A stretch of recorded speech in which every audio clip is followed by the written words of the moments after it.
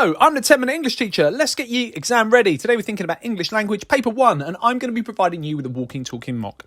Before we get going, don't forget to like and subscribe. There are plenty of things on the channel to help you revise for English language. Okay, my walking, talking mock for English language, paper 1. Before we get started, let's just think about the paper itself. You've got an hour for the reading section and 45 minutes for the writing section. Let's take a look at the reading section now. This is how you should spend the hour of the reading section. So in the first 15 minutes, you've read the extract really, really carefully and you've answered question 1. You might do that in less than 15 minutes, but remember, you've got enough time to really carefully engage with that extract. Then you've got the language analysis question. You need to analyse maybe 3 or 4 quotes and think about what is communicated by the choices of language by the writer. Then you've got the structure question. That takes you about 12 minutes and you need to walk your reader through the extract, explaining what the focus is about at the beginning and how that shifts and changes throughout the extract. And then you want to spend 20 or 25 minutes on the mini essay response. That is worth 20 marks, half the marks on the paper for the reading section, and as many marks as 1, 2 and 3 put together. So it's really important that you manage your time. Now let's start by thinking about question 1. So in that first 15 minutes, we are going to read the extract really carefully. In the exam, you would highlight and underline things that are significant, and then you're going to answer question 1. So here is the extract that we're going to be thinking about today. It's Saucy. It's an extract from A Clergyman's Daughter by George Orwell from 1935. Exactly the sort of extract that you might be given in the exam. And here it is. I'll read it to you now. Dorothy is the daughter of a vicar and lives with her father in a small village in the south of England. In this extract, Dorothy is awakening and starting her day. As the alarm clock on the chest of drawers exploded like a horrid little bomb of bell metal, Dorothy, wrenched from the depths of some complex, troubling dream, awoke with a start and lay on her back, looking into the darkness in extreme exhaustion. The alarm clock continued its nagging, feminine clamour, which would go on for 5 minutes or thereabouts if you did not stop it.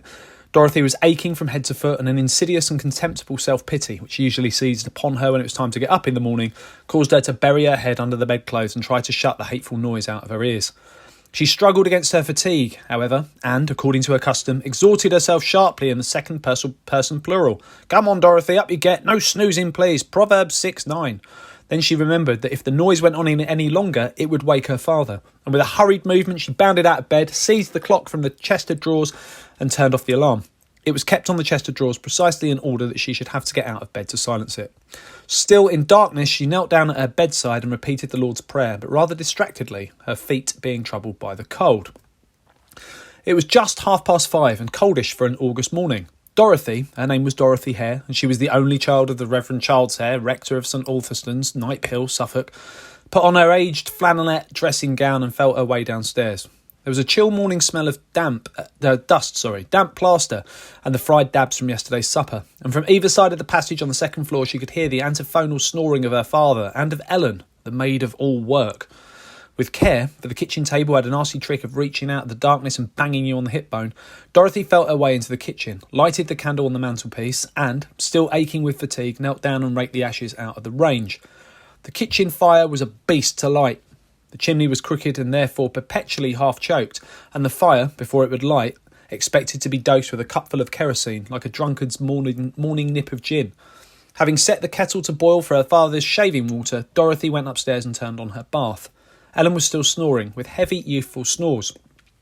She was a good, hard-working servant once she was awake, but she was one of those girls whom the devil and all his angels cannot get out of bed before 7 in the morning.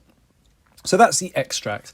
Now, that's taken us 3 or 4 minutes maybe to read that through together. In the exam, you're under pressure, but you have got time to read it carefully. You need to make sure that you've really engaged with it and understood all of the subtle nuances and taken the time to really think about the language that the writers used.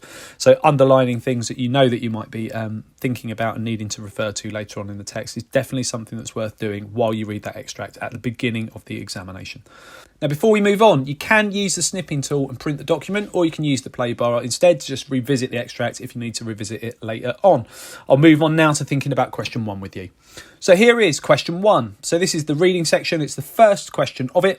Read again the first part of the source from lines 1 to 7 and list 4 things we find out about Dorothy from this part of the source. Now, this is a really straightforward question. So we've got the extract there. Those are the lines that you need to refer to. You're going to list 4 things that we find out about Dorothy from this part of the source. This is not meant to be a complicated question. Most students get all 4 marks for this question, and you will be aiming to on the day of the exam. I'm going to give you 2 minutes to do that now. You'll hear from me when your time is up.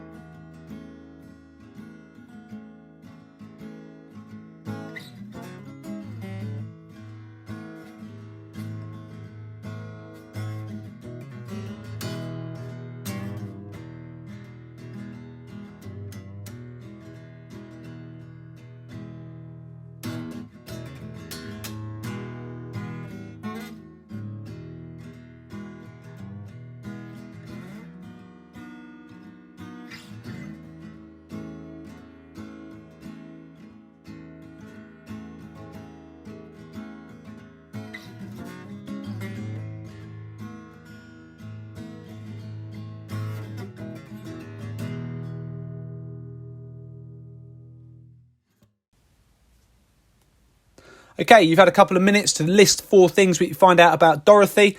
Let's find out how we might have achieved all 4 marks for this question. So 4 things about Dorothy. She's been in a troubling dream. She's awoken with a start by her alarm clock. She was looking into the darkness of her room. And she's aching from head to foot. So there are 4 things that we find out about Dorothy from lines 1 to 7. That's all we need to do on the day of the exam to achieve all 4 marks and then move on. And now we think about question 2, language analysis.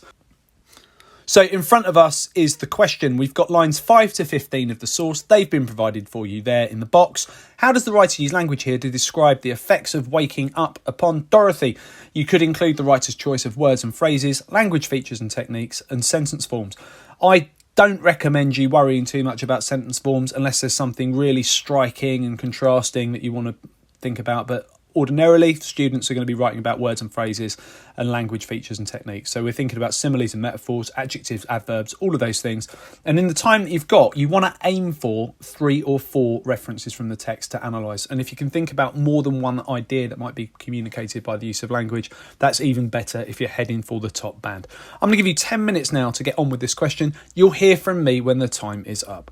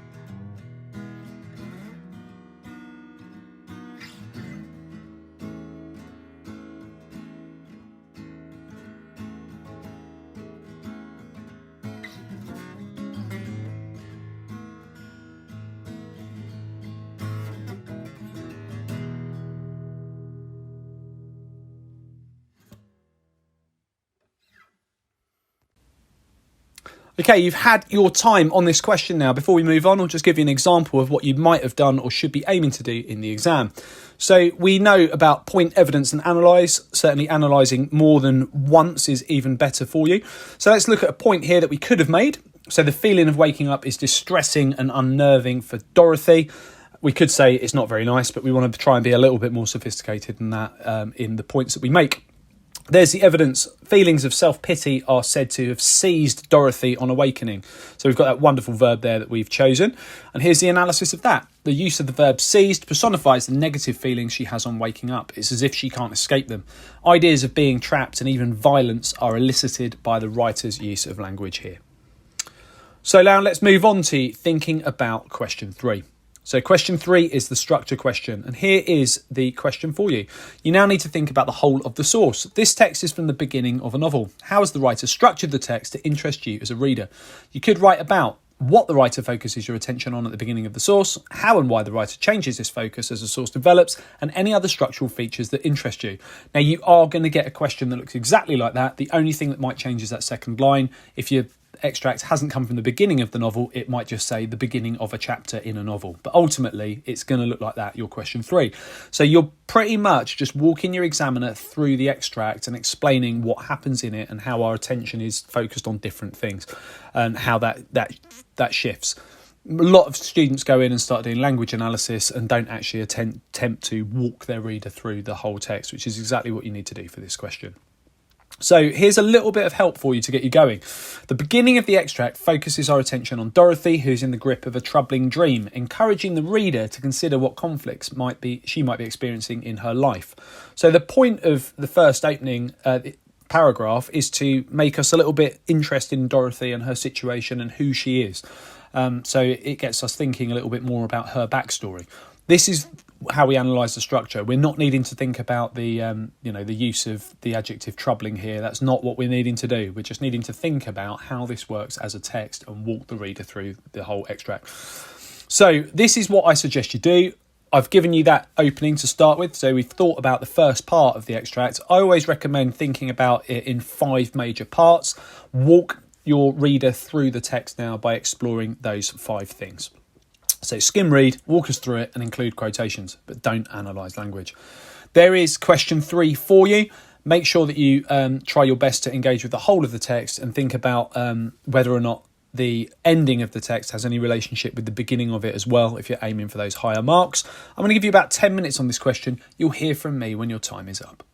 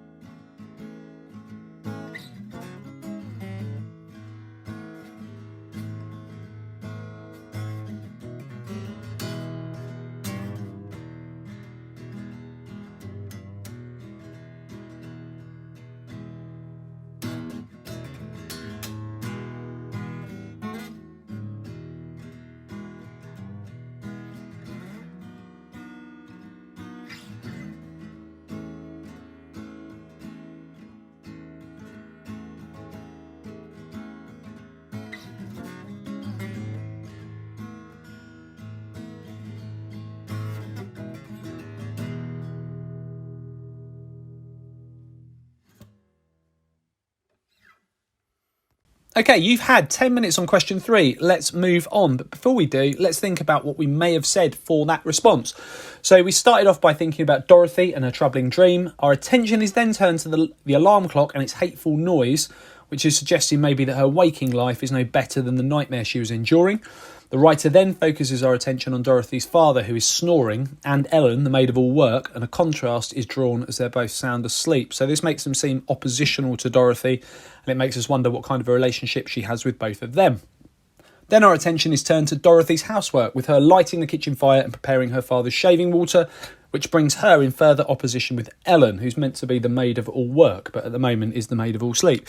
And then we've got the end of the extract. So the end of the extract places the focus on Ellen, whom the devil and his angels can't get out of bed before 7 in the morning. And this reminds us of the struggle to rise at the start of the extract that Dorothy suffered, and emphasises the contrast and possible conflict between Dorothy and Ellen. That's the structure of the text. And that takes us to think about question 4. So question 4 is your mini essay response. And here is the question. Focus this part of your answer on the second half of the source from line 16 to the end. You need to make sure that you do focus only on the lines you're directed to write about. You will not be awarded marks if you write about the wrong part of the text. A student said, this part of the extract set during the morning shows that Dorothy has a difficult life. To what extent do you agree? In your response, you could consider your own impressions of Dorothy, evaluate how the writer shows she has a difficult life, and support your response with references to the text. To help you out, so that you don't have to use the play bar to go to the very beginning of the tutorial, I've provided the relevant parts of the extract there for you. So we've got all of the lines there that you can use. So let's just think about what we might write about before we begin. So to what extent do we agree that she's got a difficult life? Well, here are some ideas for yes. She's awake far earlier than her father and Ellen, which makes her seem in conflict with them, perhaps. She's tired and fatigued because of the work she has to do, which is quite mundane. Her life does not seem that exciting. She's possibly taken for granted. Ellen is youthful, which might be contrasting her. And it doesn't seem as if anyone in her life understands her, is another thing that we could maybe write about with references to the text. But if you're going to aim for the top band, you might try and look at a different way of interpreting the character and the situation. So here's some ideas that could argue against the statement made by the student. They've got a maid, so ultimately Dorothy's life might not be one filled with hardship. It's unclear as to why she needs to rise so much earlier than her father and Ellen. And also it's unclear as to what kind of relationship she has with her father. We've yet to meet him, he's asleep. So there are some ideas that you could explore in your mini essay. I'm going to give you about 15 minutes to get on with this now. And the exam, you want to be spending 25 minutes on this. It's worth 20 marks, as many as question 1, 2 and 3 put together. You've got about 15 minutes. You'll hear from me when your time is up.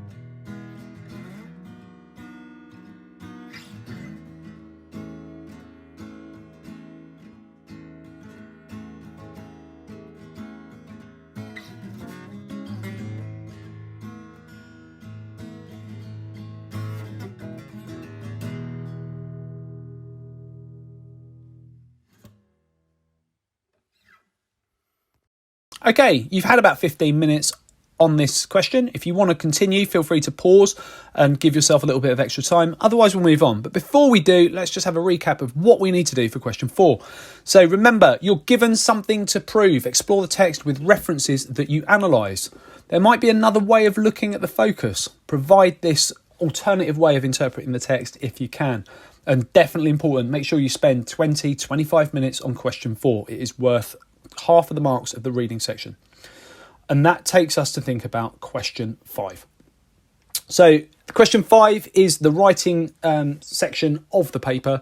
You need to spend 5 minutes at the beginning planning and 5 minutes at the end editing. And when we say edit, we don't mean simply looking for mistakes. We mean thinking about choosing new vocabulary or maybe amending punctuation, that sort of thing. The people who get 7, 8, 9 are ordinarily the people who edit their work. So make sure you're one of those. So let's think firstly about how we're going to write to describe. We like to write about what we see, hear, smell, taste, feel, and the other type of feeling. So we can have the feeling of the cold wind. Also, you could have a feeling of dread or a feeling of wonder. So those are the senses that we need to include in our writing to make sure that we're being really visual and using lots of imagery, but also exploring some of the less obvious ideas in our descriptions there. When it comes to actually describing the things that we can see, think about the big and obvious, but also the small or less obvious. So if you were going to be writing about a room, you might be writing about things like the curtains and the furniture, and the peeling of wallpaper might be less obvious. So try and include some less obvious or smaller details. Go from big to small. And it's really important that you remember the things that you're being marked for in this section. Writing involves your paragraphs, and you need to use times, topics, people and place and speaker in your writing, and they all will require you to start new paragraphs when you do. Start sentences with a variety of word classes. Don't just start with the, I. Try and start sentences with fronted adverbials or start sentences with an extended noun phrase, something like that. But don't just open your sentences with the same sort of word class throughout your work. And also embed subordinate clauses in some sentences to show that you've got some ambitious uses of sentence in your writing. And here's an example of question 5 that you're going to be given the opportunity to have a go at today. A magazine has asked for contributions for their creative writing page. There's always some sort of fictional sort of competition for you to write in for or something like that. And here we go. We've either got to write a description of a desert landscape suggested by this picture, or write a story about something unexpected happening. So those are the tasks. You are to choose one of them. That is what you need to do on the day of the exam, and I invite you to have a go at this right now. So remember, spend your time carefully, planning your direction before you begin. I suggest having a 5-part plan. If you think about what you needed to do for question 3, where you're breaking that down into 5 sections of the text, think about what your sections are going to be for what you write about. You also need to edit carefully at the end. Put a line through any words that you want to swap out for more ambitious vocabulary, and also check for your mistakes in spelling, punctuation and grammar. And also write your first paragraph in the comments. I'll provide some supportive feedback to you if you do. You've got 45 minutes to have a go at that. Feel free to engage with that. And as I said, put some of your writing in the comments. It'd be great to see some of that. Okay, check out the other videos on my channel. I'll continue to add content, and feel free to ask for something you'd like to see me cover in the comment section. Don't forget to like and subscribe and share, and keep revising.